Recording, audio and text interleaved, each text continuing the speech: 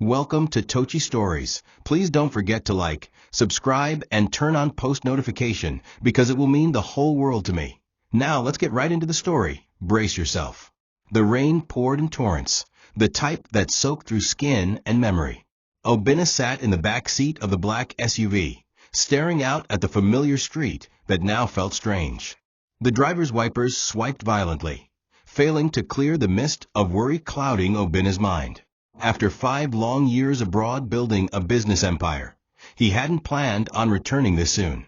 But a dream, no, a nightmare, had stirred something in his soul. In the dream, his father called his name, shivering and alone, while a door slammed shut in the background. It felt more like a vision. He dismissed it at first, but unease clawed its way into his chest until it became unbearable. And so he left the board meetings, the scheduled conference, even his assistant's protests, and flew back unannounced. The mansion stood just as he'd left it, grand, glowing, cold. But the sight that greeted him at the gate would alter everything he thought he knew. There, under the pounding rain and against the cold iron bars, lay a figure, curled, soaked, and motionless. Oena shouted, jumped out of the vehicle, and ran toward the gate, heart slamming against his ribs. As he drew closer, the face became unmistakable. TOCHI, his father. Oena dropped to his knees in the mud, lifting the frail man from the ground. His father's skin was clammy, his breath shallow, his lips trembling with what seemed to be cold and shame. Papa, what happened? Who left you here? He cried, tears mixing with rainwater as he tried to cover him with his jacket. The guards at the gate stammered in confusion, suddenly awake from their slumber as Oena barked at them to open the gate.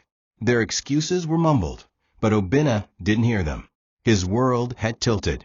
How could the man who raised him, who taught him dignity and faith, be reduced to a broken figure outside his own son's gate? Inside, the warmth of the house felt like an insult. Oena carried TOCHI in his arms like a child, soaking the Persian rugs Linda had chosen with such precision. He called for towels, hot water, soup, anything. The staff scrambled, visibly shaken, but no one dared meet his eyes. A strange silence hung in the house, one that didn't feel like home. As Oena dried his father's feet, tears streamed down his face. TOCHI's eyes fluttered open, and his voice was barely audible. You came. Oena nodded, brushing his father's wet hair back. Yes, Papa, I came. I'll fix this. I swear. But even then, a question had begun to gnaw at him with unforgiving persistence. How long had his father been outside? And why did no one open the door? The double doors at the end of the hallway creaked open, revealing Linda, wrapped in a silky robe that clung to her body, her long hair dripping slightly, as though freshly showered. Her eyes met Oena's, and in that frozen moment, he felt something die inside him. It wasn't just shock, it was irritation, mild panic, calculation. Oena, she asked, voice thin and strained. He was still kneeling beside his father, soaking wet, cradling the old man's frail hand. Linda didn't rush forward. She didn't scream or cry or fall to her knees in guilt. She walked, cautiously, slowly, as if she needed time to craft the perfect excuse.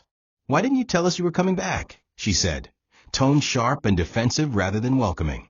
Oena stood slowly, cold rainwater dripping from his sleeves, and stared at her. Why was my father outside? In the rain, he asked flatly. Linda blinked. Outside? What are you talking about? She stepped forward and glanced at TOCHI as if only now remembering he existed. I didn't know he was out there. Maybe he wandered off. You know how he is, old people forget things, she said with a nervous laugh. Oena didn't join her. Instead, his gaze narrowed as he watched her shift her weight and glance upstairs. And you didn't hear him calling? Or the guards? Or the thunder? He asked. Linda crossed her arms. You're attacking me? You show up after 5 years unannounced, and now it's my fault your father decided to sleep outside. Her voice cracked toward the end, not from remorse, but from being cornered. Oena sighed deeply. Something inside him fractured. He had been gone, yes, but his heart had remained anchored here, in this house, with this woman. And now, everything felt unfamiliar. Without another word, He carried his father toward the guest room, barking orders to the housekeeper to fetch blankets and herbal ointments. Linda stood by the stairwell, her hand gripping the railing tightly. In her eyes, he saw more than fear. He saw resentment, and behind it, calculation. Oena saw the robe she had barely tied. He noticed the faint scent of cologne that wasn't his. But for now, his priority was clear. "My father will stay in the master guest room," he said aloud, not looking at her. Linda's jaw tightened. "But that's where he will stay there," Oena interrupted firmly. And just like that he walked away from her, for the first time in years, leaving behind a silence more violent than any argument. Oena stayed up all night, sitting by his father's side as the old man slowly warmed up under thick blankets. Steam rose from the herbal pot placed beside the bed. Amaka, the maid, moved silently around the room, bringing hot water and cleaning materials, careful not to disturb the moment. Every now and then, Oena would look up and thank her quietly. Unlike the others, she didn't flinch or pretend. There was something about her presence, soft but unwavering, that comforted him. When she gently placed a hot towel on Pa Uche's chest, Oena saw the flicker of familiarity between them. His father gave her a slow nod, and she nodded back, eyes filled with something more than pity, loyalty. "She helped me," Pa Uche whispered weakly when Amaka left the room. "Only one who remembered I was still a man." Downstairs, the house was cold in every way. Linda hadn't come to check on them. Oena knew she was waiting for him to fall asleep, to confront him once Pa Uche was out of sight. But that confrontation would come in time. Now he watched the man who raised him try to regain his breath, who had once lifted him high on his shoulders and called him NWAM, now struggling to sit upright in a house he built. And no one, not the guards, not the cooks, not the maids, had called to say something was wrong, except for Amaka. Oena rose and walked quietly into the hallway. The silence was eerie. A house meant to be a home now felt like a cage dressed in marble and gold. Later that morning, Oena asked Amaka to bring him breakfast in the garden, a place he hadn't visited since his wedding. She brought it humbly, eyes lowered, until he asked her to sit. "How long has he been out there?" he asked gently. Amaka trembled, but did not lie. "Almost 2 weeks, sir. He would sit by the gate every evening after you stopped calling." Obena's eyes stung. "Why didn't anyone tell me?" "We were warned. Told never to call you about trivial matters." Her voice cracked slightly. He understood. Linda's reach had spread deep. Amaka wiped a tear from her cheek and whispered, "I only did what I could. I fed him from the back window. I left water near the fence. Please don't sack me." Oena looked at her for a long time. "You're the only one who didn't forget him," he said, voice low. "You won't be sacked. In fact, thank you." The house had returned to its glossy stillness, with the only real movement being the soft rustling of curtains and the hesitant footsteps of Amaka in the corridor. Inside the guest room, Oena sat beside his father, who had finally fallen into a light sleep. The man's breath was shallow, and his cheeks carried the faded redness of cold exposure. But his spirit, that proud, grounded essence that made Pa Uche who he was, remained subdued, cloaked in a silence that screamed louder than any accusation. Oena gently brushed crumbs from the bedsheet and remembered the man who used to command his respect with nothing but a calm gaze. Now, all Pa Uche did was stare into corners of the room as if the walls held memories too painful to share. Oena longed for the truth, but didn't want to pressure his father in his weakened state. He simply sat, hoping presence alone would restore a piece of what had been lost. From Pa Uche's perspective, the mansion was no longer a home. It was a house that had turned its back on him. He had watched it transform from the place where he used to tell folk stories under the mango tree into a cold fortress of pretense. When Oena left for Europe, Pa Uche had stayed behind to maintain what little heritage was left, believing Linda would be a daughter-in-law who would honor him. But her kindness melted slowly, like candle wax under suspicion. At first it was subtle, food being served later and later, then watered-down soup, then nothing. She started locking her door when he passed through the hallway at night. One morning, she accused him of staring at her too long. "You're an old man. You should return to the village," she had said with a curled lip. Her words stabbed deeper than he ever admitted. When he tried to call Oena, she would take the phone and say he was busy. Soon, the phone was removed altogether. He had tried to leave once, but it rained heavily, and his knees failed him. The guards, fearful of Linda's rage, left him outside. And there he stayed, sometimes all night, sometimes until Amaka quietly slipped bread through the back door. If he moved too close to the main house, Linda would shout or throw water. Once, she threatened to report him to the police as a wandering madman. Still, he didn't tell his son. Pride held him hostage. He didn't want to be the reason Oena's marriage shattered. He didn't want to be seen as the old man who couldn't hold his own. But that night, when the gate opened and the rain poured like divine judgment, he knew his son had returned. And though his voice trembled, he had whispered, "You came," not with bitterness, but with a mix of relief and heartbreak. Because in his silence, he still loved his son deeply. Even if the house they built together had become a prison. In the servants' quarters, Amaka sat on her tiny mattress, wringing her hands with guilt. Her eyes were red from lack of sleep and the weight of carrying truths she never wanted to be part of. She had come to this mansion 2 years ago to earn enough money to send her younger siblings to school. Oena had been kind in his early months, even greeting her once when she helped Pa Uche fix a stool. But when he traveled, the entire house shifted. Linda's wrath became the weather.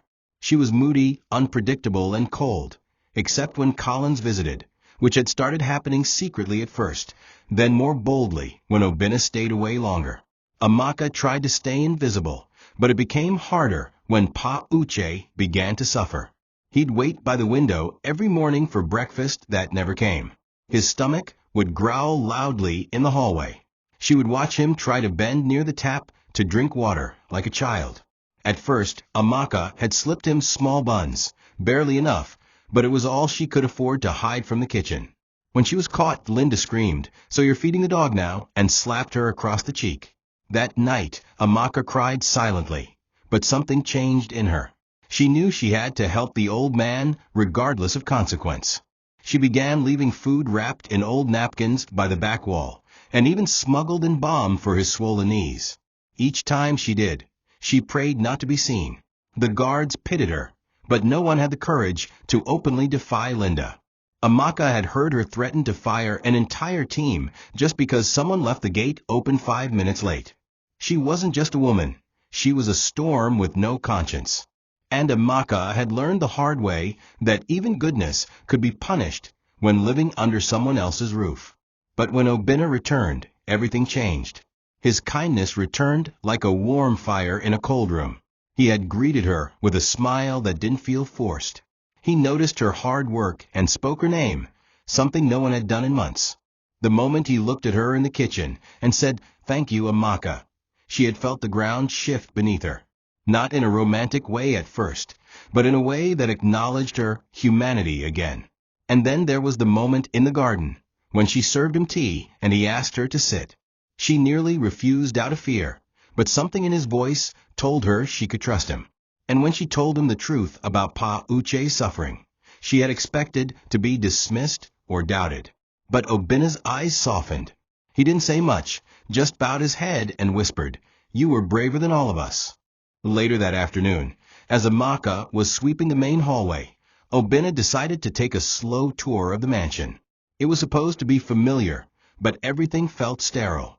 The picture frames hadn't changed, he and Linda on vacation in Dubai, their wedding portrait, and a few of the early days when his father still sat at the table with them. But now there was an air of artificiality, as if the home had been staged rather than lived in. As he moved past the lounge, something on the floor caught his eye, a silver wristwatch. He picked it up and examined the back, to Collins, with loyalty, OC Holdings. His hand froze. This watch had been a gift from him to his business partner Collins, 2 years ago. Oena's brows furrowed. Why would Collins be here now? He called out for Linda, who walked in slowly from the dining area with a practiced smile. "Yes, dear," she said, voice sweetened. Oena raised the watch. "Did Collins come by?" he asked. Linda blinked, then nodded too quickly. Yes, he dropped off some business files earlier. I didn't want to bother you with it. Her voice was smooth, but her eyes betrayed her. Oena didn't press further. He simply nodded and walked past her. But inside, his chest had begun to tighten.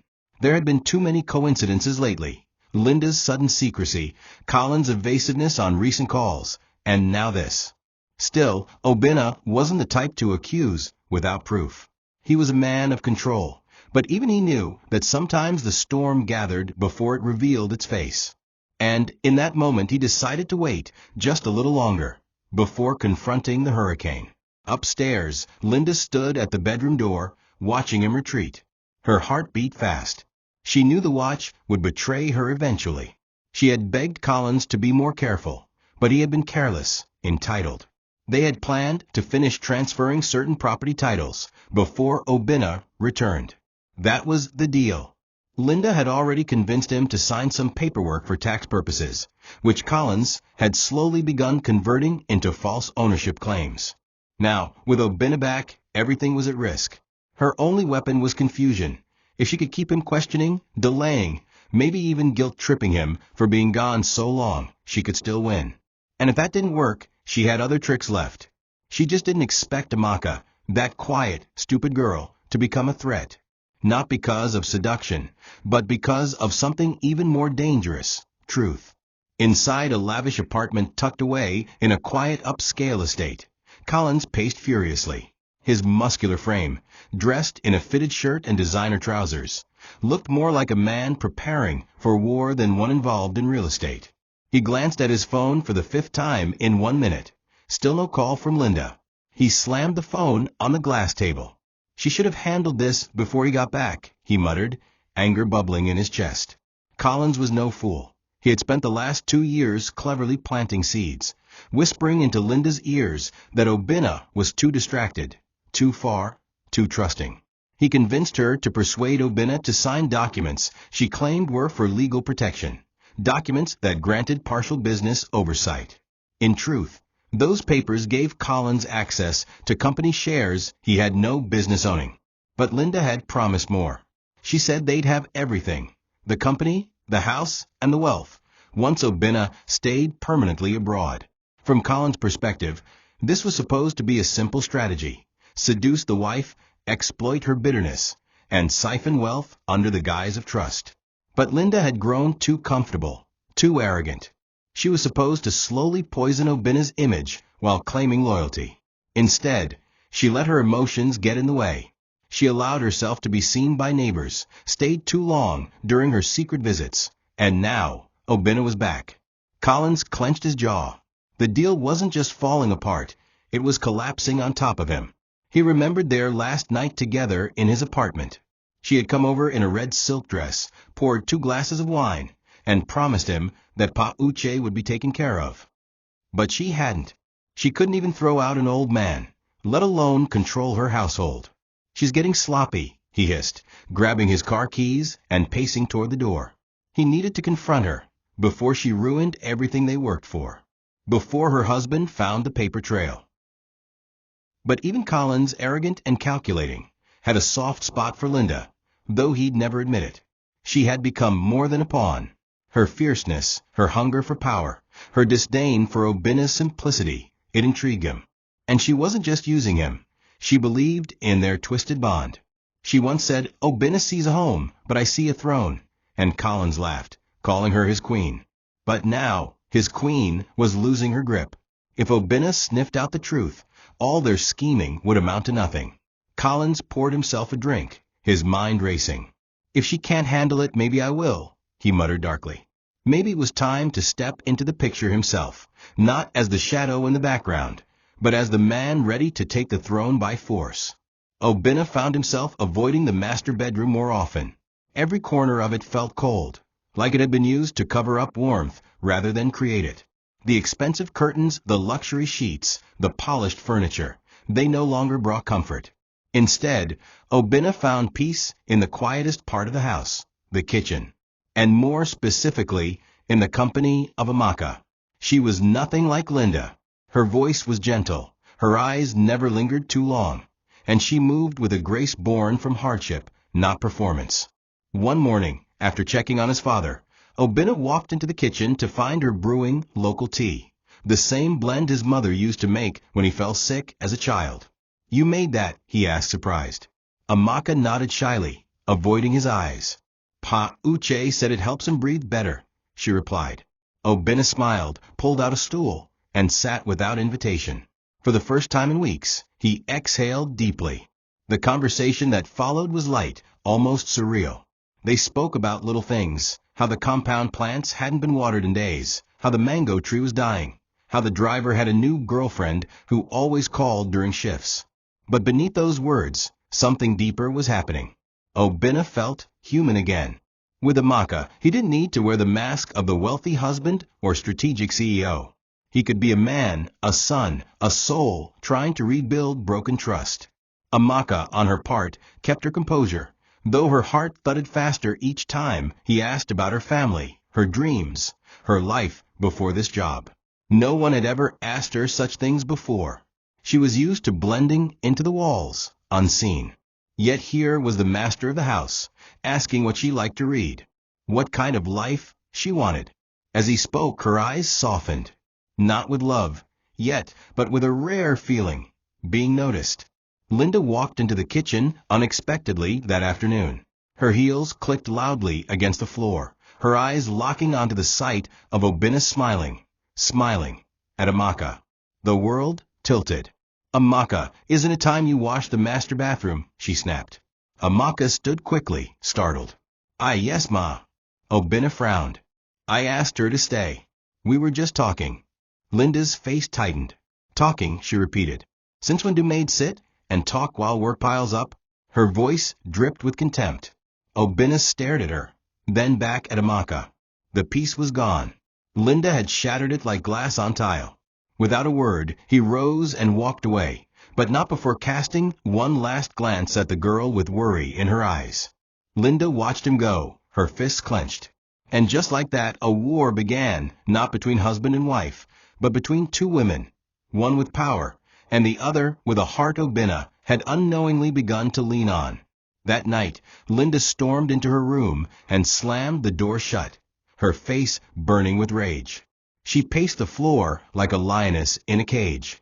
That girl, she spat. That stupid little maid, her pride had been pricked, and it bled. Never in her marriage had Oena looked at another woman the way he looked at Amaka in that kitchen. Not even in their honeymoon phase had he smiled so effortlessly.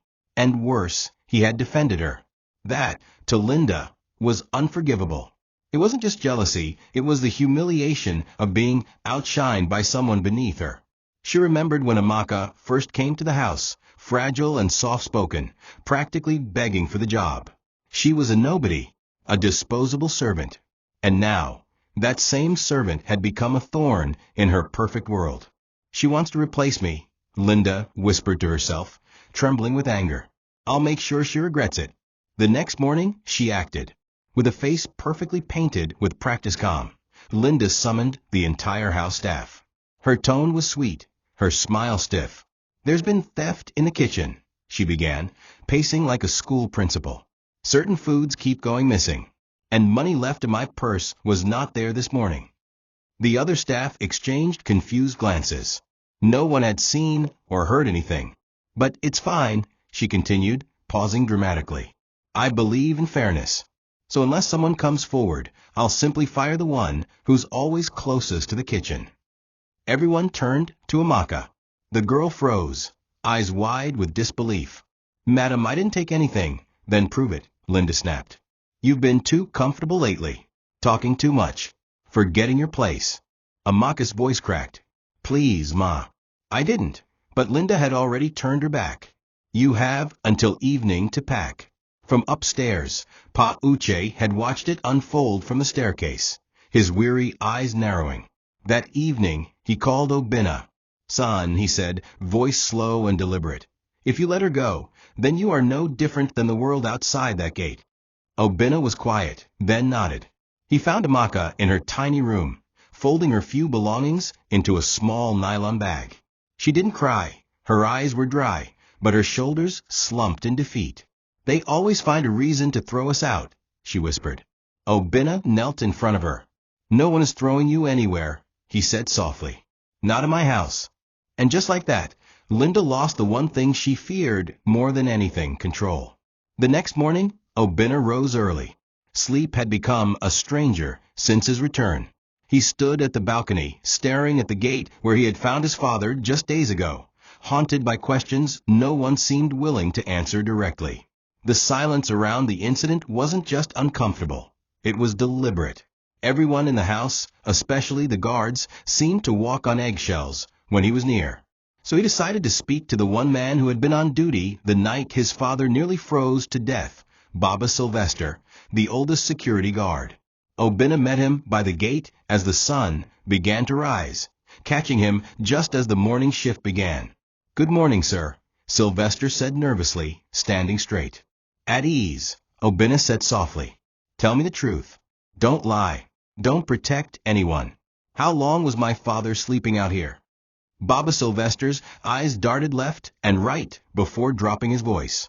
"Oga, your papa never leave this house, sir. He no day village. For almost 3 months now, he been day sleep near that mango tree by the fence. Some nights, if rain fall too much, I carry him small bench inside that my small guardroom.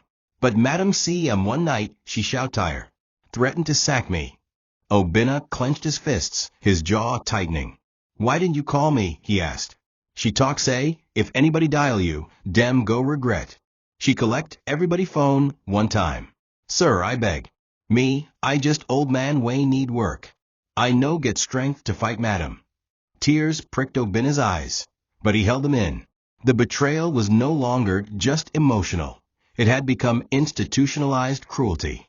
His father had been tortured not with fists, but with isolation, with exile inside his own home. Oena placed a hand on Baba Sylvester's shoulder.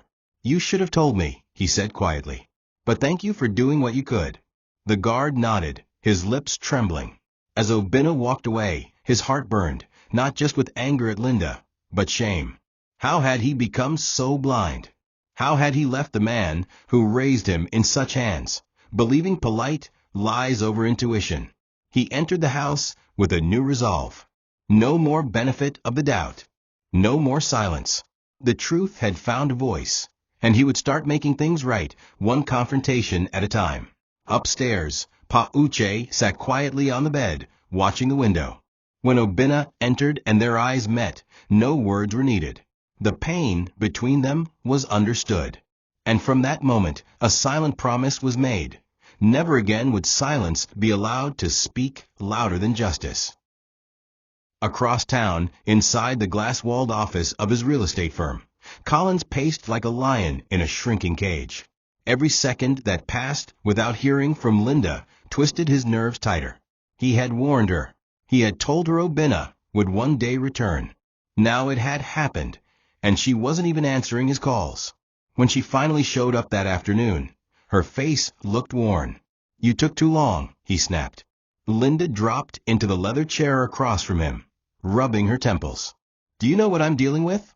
He's talking to the maid now, sitting with his father like nothing ever happened.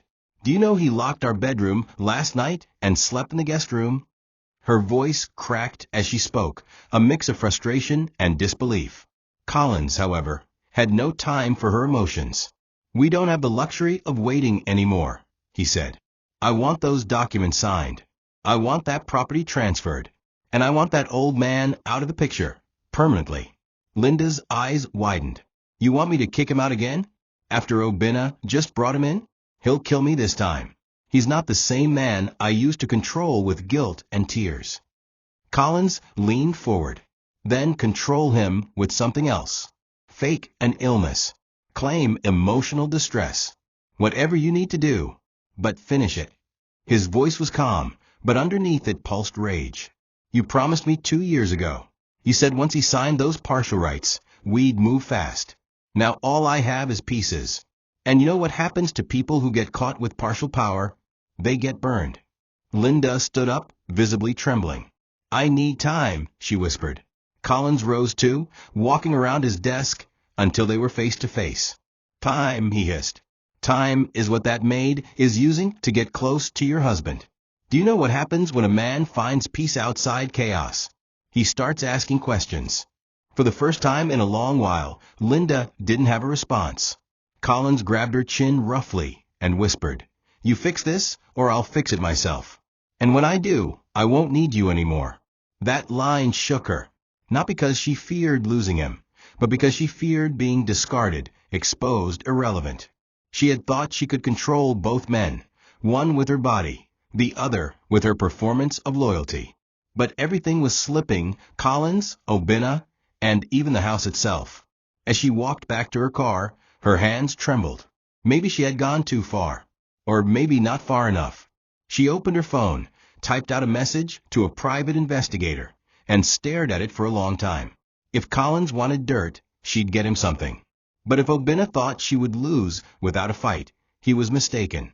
She was ready to destroy whatever or whoever stood in her way. The sun cast warm golden light through the window as Pa Uche slowly sipped tea on the veranda, his shawl wrapped around thin shoulders. The compound was quiet that morning, save for chirping birds and the hum of the gardener trimming the hedges.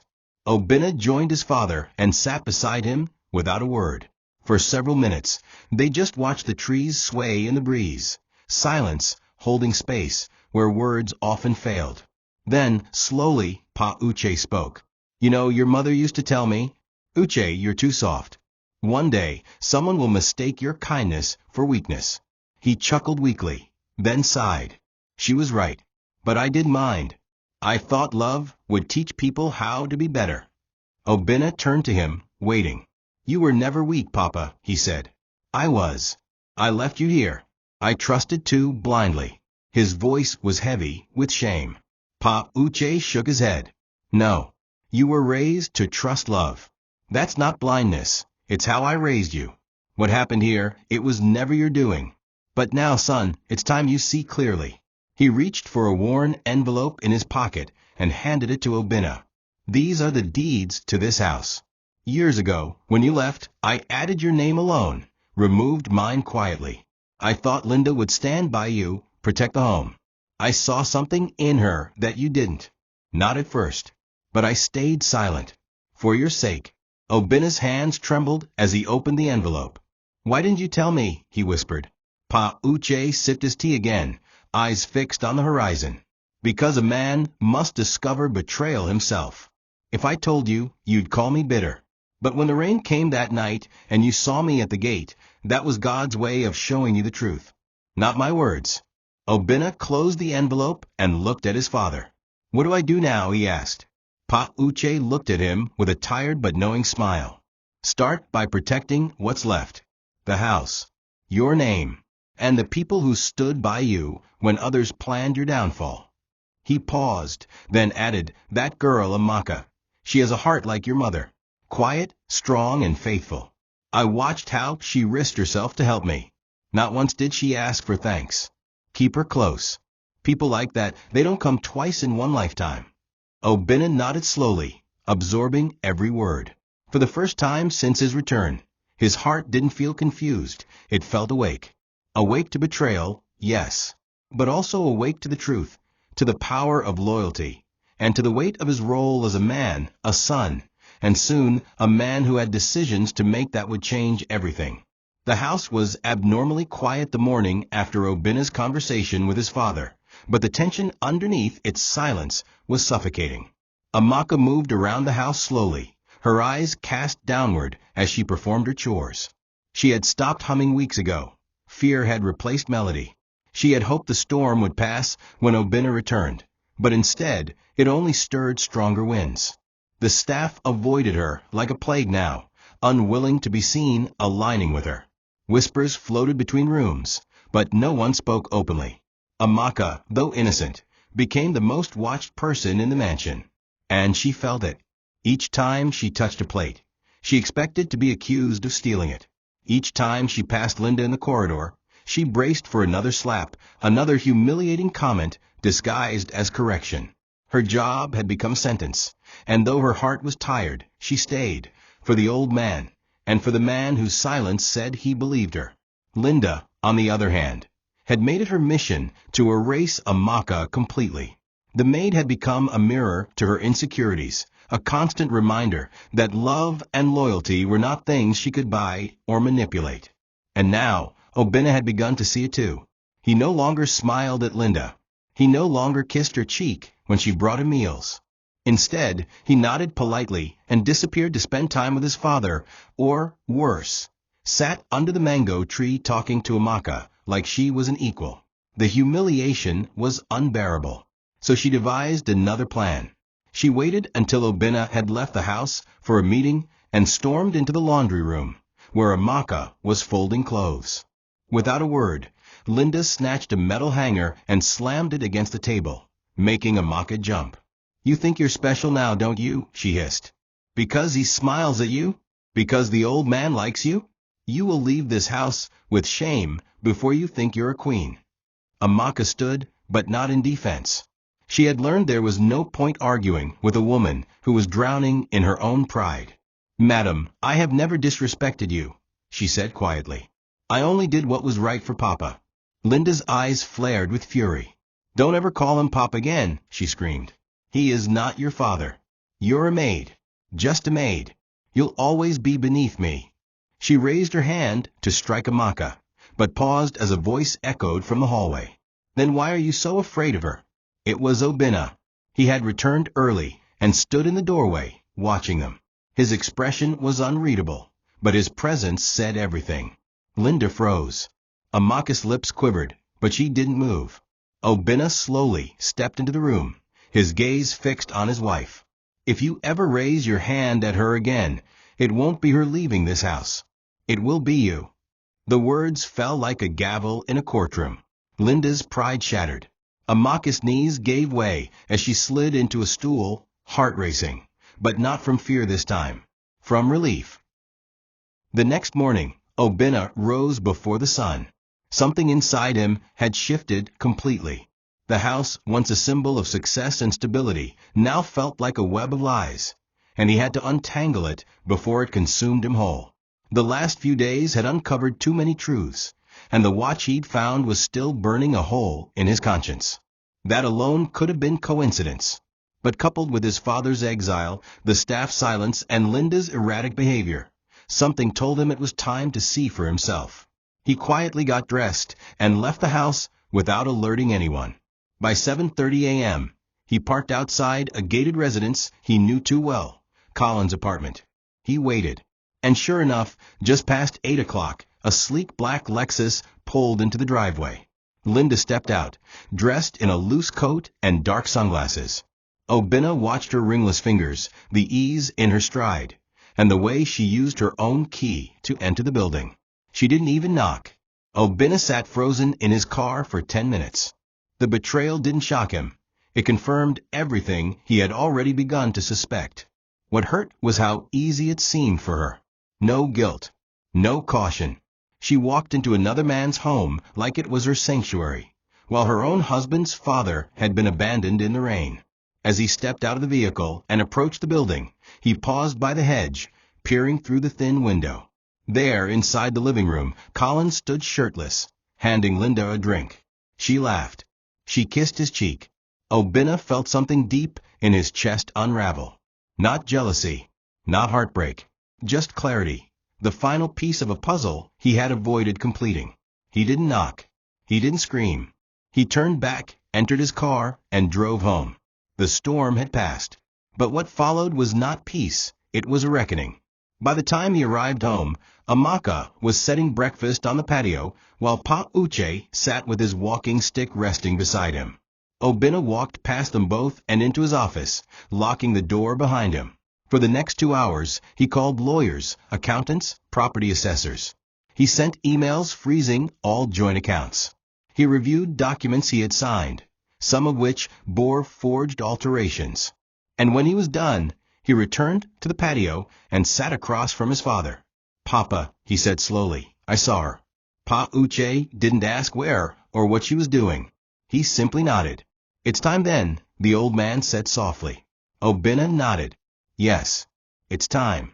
That evening he changed the locks, called the bank, and left one final instruction with the guard. "When she comes back, tell her to knock and wait." The night air was still when Linda returned, her face flushed from wine and laughter. She hadn't even noticed Obena's car had returned. It wasn't until she reached the gate and found it locked that the first jolt of confusion struck. She rang the intercom, no response.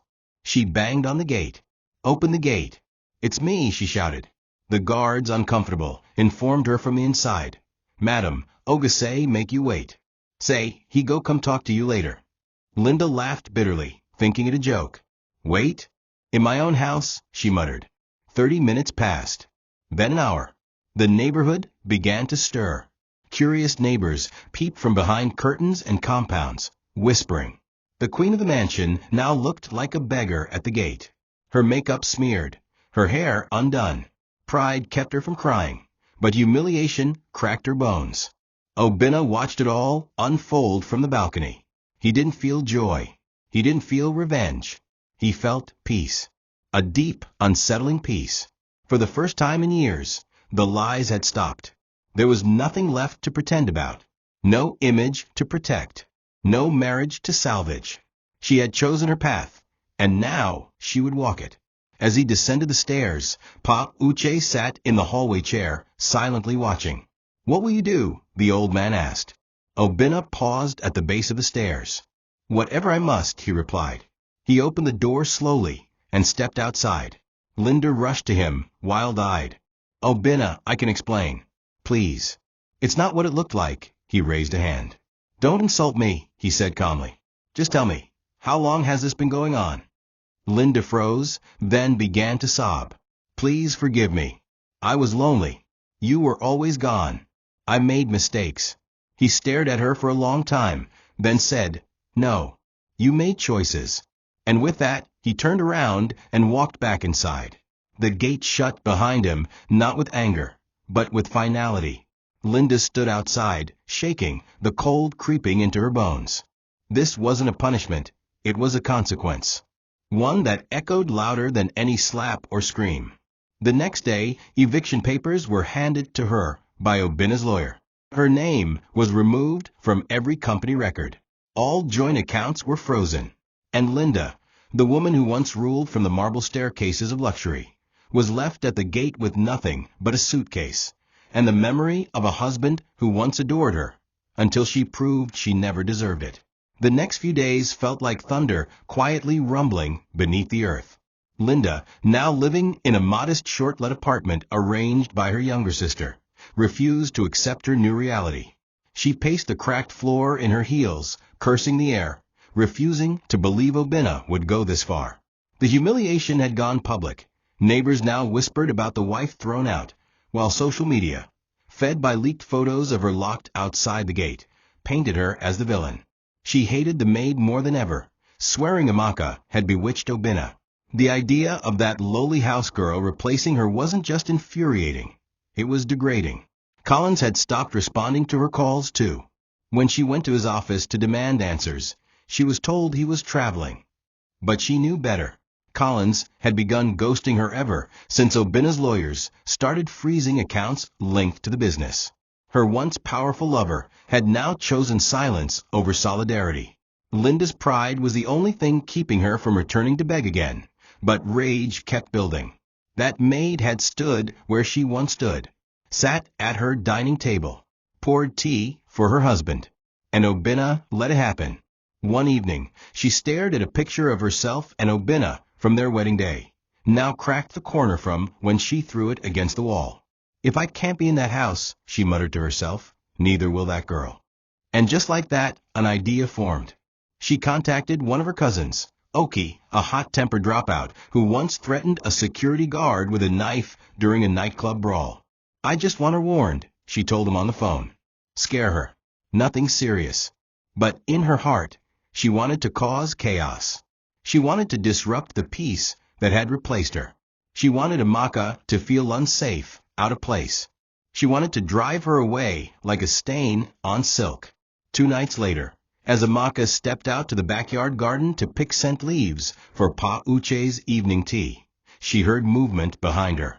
Before she could turn, 2 masked men grabbed her by the arms and pushed her to the wall. "Next time you carry yourself like Madam, we'll leave scars," one hissed, pressing a small knife to her arm, just enough to nick the skin. She whimpered in fear, too stunned to scream. But they fled when a security light flicked on.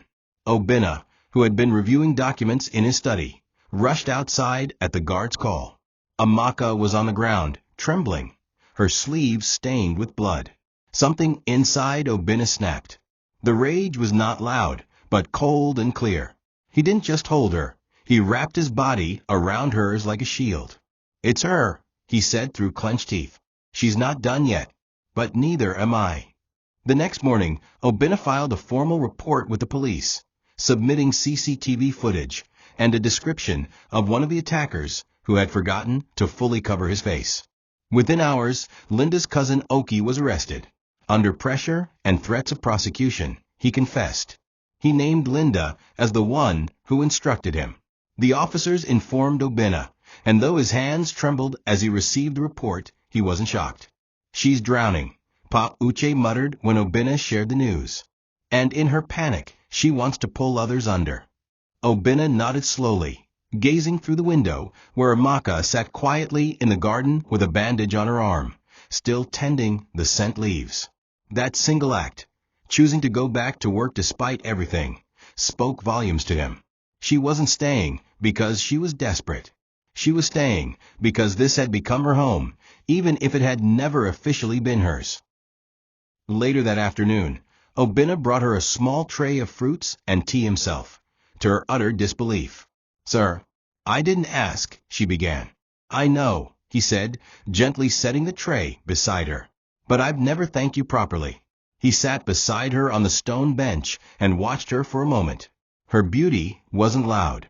It was the kind that emerged slowly, like a calm sunrise over troubled waters. "You didn't have to stay. Not when everything was turning against you," he said softly. Amaka looked down. "Sir, I didn't stay for comfort. I stayed because I knew you would see the truth eventually. And because of Papa.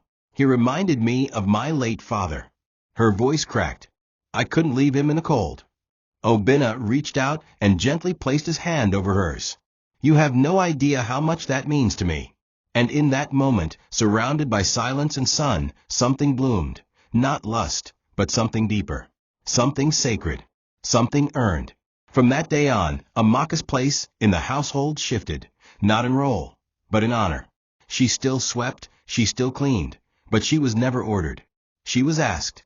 Pa Uche invited her to sit beside him, called her daughter, and even shared old proverbs and riddles from his youth with her. The compound began to glow again, not from wealth, but from peace. Linda's shadow had faded, and the woman she tried to destroy had become the one Oena now trusted most. The irony wasn't lost on anyone. When Obiora, Obena's best friend, came visiting and saw Amaka bringing food, he leaned in and whispered, "Odogwu, is that the same girl?" Oena smiled faintly and replied, "No, she's not the same. None of us are." And as the evening settled and laughter returned to the compound, Oena knew something was building between them. Something that didn't need to be rushed. Something growing where betrayal had once reigned. Linda's arrest came not with flashing lights, but with a quiet knock on the apartment door. Two plainclothes officers stepped in, presented the warrant, and gave her a chance to change before being escorted out. As she sat in the back of the patrol car, the reality of her crumbling world sank in. Collins had stopped answering her calls. Her family had distanced themselves, too ashamed to be associated with the scandal. Her once fierce confidence was now reduced to silence. At the station, Oki refused to look at her.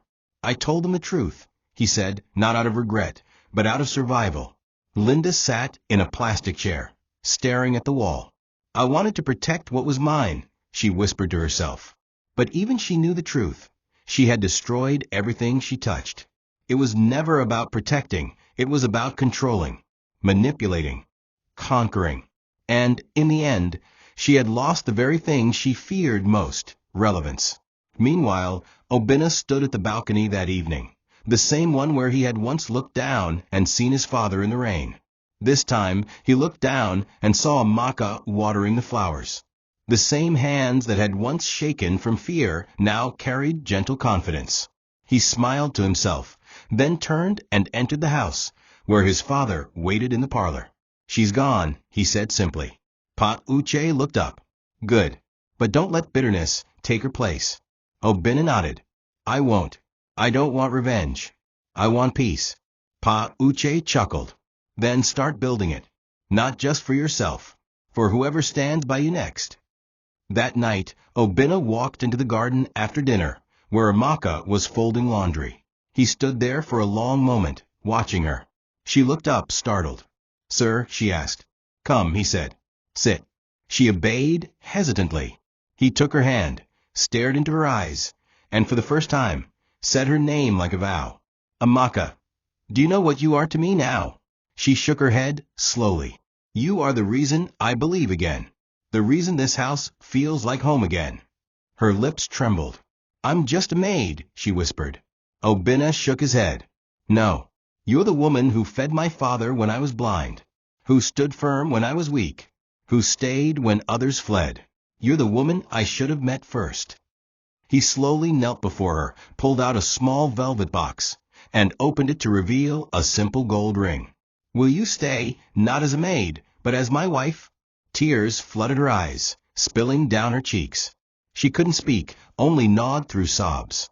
And under the same sky where betrayal had once reigned, love bloomed like a silent miracle. The sky was gray again, heavy with clouds that threatened another downpour. But this time, the rain wasn't feared. It was welcomed. It had once exposed betrayal, pulled truth from shadows, and broken down illusions. But today, it was about renewal. In the garden behind the mansion, a white canopy had been set up, simple and elegant. Friends, close neighbors, and a few relatives gathered in quiet awe. There were no lavish decorations, no trumpet fanfare. Just sincerity and gentle joy. Oena stood at the center of the garden in a cream-colored native outfit, his face radiant with the kind of peace money couldn't buy. Beside him stood Pa Uche, steady on his cane, his eyes sparkling as he looked on like a king watching his kingdom reborn. From the back door, Amaka stepped into view, wearing a flowing sky-blue lace gown that brushed the grass softly with each step. Her natural hair was adorned with pearls, her skin glowing with modest makeup. She didn't walk like a maid today. She walked like a woman finally claimed by destiny. As she approached, the first droplets of rain began to fall, light, soft, like blessings from above. Oena smiled and reached out for her hand as the guests shifted under umbrellas. "Are you afraid?" he whispered. Amaka smiled through tears. "Not anymore." The officiant, a quiet, elderly man from the village, began to speak. His words were simple. What the world threw away, God picked and placed at the center. There were no speeches, no performances, just vows, raw, honest, beautiful. "You saw me when I didn't even see myself," Oena said, slipping the ring on her finger. "And I will never let you stand in the rain alone again." When the officiant declared them husband and wife, Pa Uche stepped forward and raised both of their hands. "Let this house be built on truth," he said firmly, "and guarded by those who remember pain, so they never cause it again." The guests applauded softly, many wiping their eyes. As rain softly coated the canopy and droplets slid down Amaka's cheek, Oena leaned in and kissed her forehead. It wasn't a kiss of ownership. It was a kiss of gratitude, of partnership.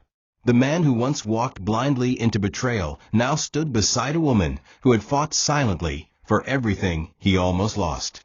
And as thunder rumbled gently in the distance, it no longer sounded like warning. It sounded like closure. The storm that once tore his world apart had become the very reason it was rebuilt. Months passed, and the mansion transformed, not with renovations or furniture changes, but with energy. Where silence once ruled, laughter now echoed in the hallways. Where pride once poisoned the air, humility and warmth grew like climbing vines. The garden flourished again under Amaka's care, and each corner of the home now carried memory. A joke shared, a teapot replaced, a moment of kindness. Amaka never stopped working, not out of duty, but from a sense of gratitude. She never demanded to be served, yet Oena served her with love every day. He brought her fruits in bed. He helped with her shoes. He listened. And he cherished. When they announced her pregnancy 3 months into the marriage, even the walls of the house seemed to rejoice. But no one beamed more than Pa Uche, who began waking up earlier just to sit in the corridor and wait for the first kicks from inside her growing belly. Oena often joined him in those quiet hours. "Do you ever think," he asked his father one morning, "that the rain that night was meant to happen?" Pa Uche smiled. "Rain doesn't just fall to destroy. Sometimes it falls to reveal, and sometimes to wash everything clean." Oena nodded, his heart full. He remembered those early days, the betrayal, the shame, the disbelief. He remembered the moment he almost walked away from everything. And now, he stood in the same house, but with a different story. Amaka had never once brought up the past. She didn't ask about Linda, about Collins, about the properties she now had legal access to. She only asked, "How's Papa today, or did the driver eat?" She lived in service, not from lack, but from love. And that's what made her irreplaceable. He had found wealth long ago, but only now had he found riches. One evening, after a light shower, Oena stepped out through the front door, now freshly painted. He carried a small bundle wrapped in ankara, a baby boy barely a month old. He walked to the gate, the very same one where he once found his father, broken and discarded. He stood there silently for a moment, then looked at the guard. "Do you know what his name is?" Oena asked. The guard smiled and shook his head. Oena looked down at the child and whispered, "His name is Uche, after a man who taught me that silence isn't weakness, that forgiveness doesn't mean forgetfulness, that truth always finds its way back." He walked a little further, touched the iron gate gently, then looked at his son again. "As long as I'm alive," he said, "no one I love will ever stand outside this gate again." Thank you for watching this video. What did you learn from this story? Drop it in the comments. Please make sure you like, comment, and subscribe to my YouTube channel TOCHI Stories for more.